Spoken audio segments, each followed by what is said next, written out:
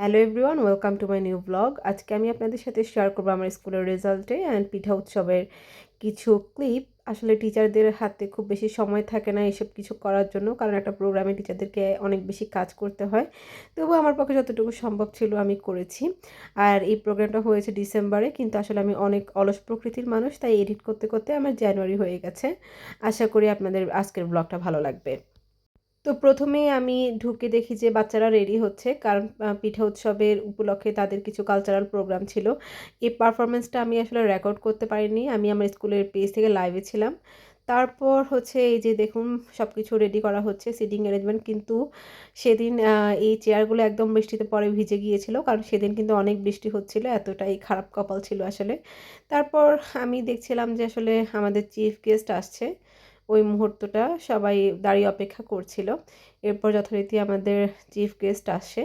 উনি কিন্তু খুবই হাম্বল একজন মানুষ, আমার কিন্তু ওনার ব্যবহার বা সব কিছু অনেক ভালো লাগে। এবং বাকি যে গেস্টরা ছিল ওনারাও এসেছে আমাদের প্রোগ্রামে। বাচ্চারা হচ্ছে ফুল নিয়ে দাঁড়িয়েছিল ওনাদেরকে সংবর্ধনা দেওয়ার জন্য। আমি দূর থেকে ভিডিওগুলো করছিলাম। আর আসলে কি বলবো, এসব প্রোগ্রামে নরমালি ফুলের তোড়া দেওয়া হতো, কিন্তু এবার আমরা একটু ইউনিক ফুল গাছ দিয়েছি ওনাদেরকে।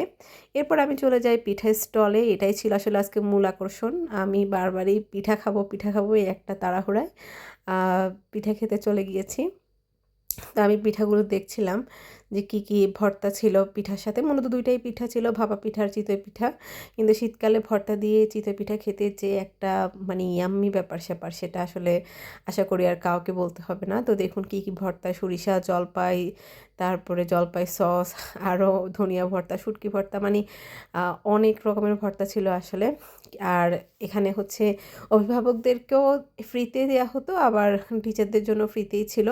কিন্তু একবারের অতিরিক্ত যদি কেউ খেতে চাইতো তাহলে হয়তো কিনতে হতো আর কি। তো এই যে আমাদের প্রধান অতিথি বক্তব্য দিচ্ছিলেন, উনি কিন্তু পুরো বক্তব্যটা ইংলিশেই দিয়েছেন। আম, আমি আসলে খুবই শুনে সারপ্রাইজড যে মাশাল্লাহ ওনার ইংলিশ স্কিল এত ভালো ছিল। তো আমি আবারও আমার কলিগকে নিয়ে পিঠা খেতে চলে এসেছি। এই যে সে আমাকে পিঠা বেড়ে সে নিজেও নিয়েছে, নেওয়ার পরে আমি ওর ক্লিপ নেওয়ার পরে আমি বললাম যে এবার আমাকে দিয়ে দাও, যেহেতু আমার হাতে মোবাইল ছিল।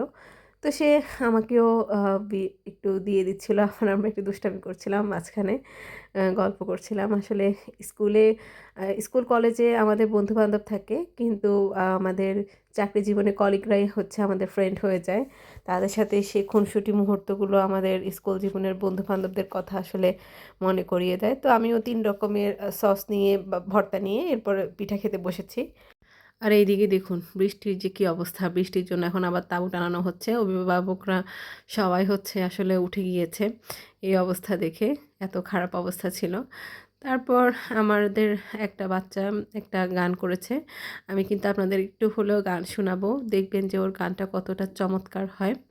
আচ্ছা, আপনারা একটু নিজেরাই শুনে নিন যে গানটা কতটা সুন্দর হয়।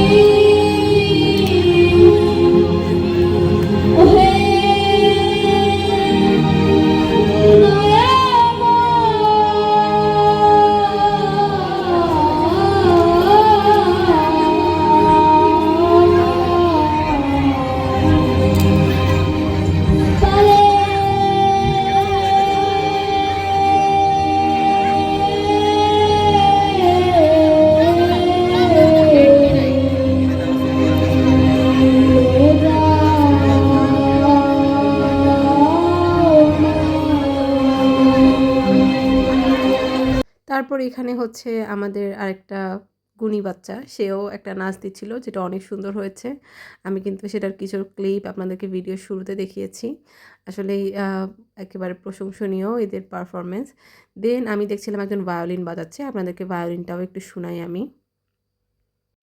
তো এই তো ছিল আমার ব্লগ, আপনাদের আশা করি ভালো লাগবে।